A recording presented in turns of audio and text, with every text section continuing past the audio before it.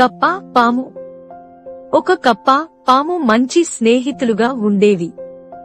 కప్ప పాముకు కప్పకూత నేర్పించింది. పాము కప్పకు బుసకొట్టడం నేర్పించింది. పాము నీటిలోకి వెళ్లి కప్పకూత కూస్తే చుట్టుపక్కల కప్పలు దాని దగ్గరకు వెళ్లేవి. పాము చటుక్కున వాటిని తినేసేది.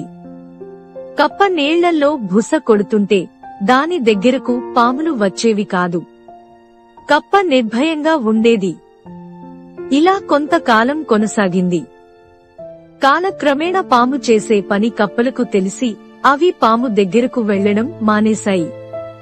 పాము తినడానికి ఏమీ లేక చిక్కి క్షీణించుకుపోయింది.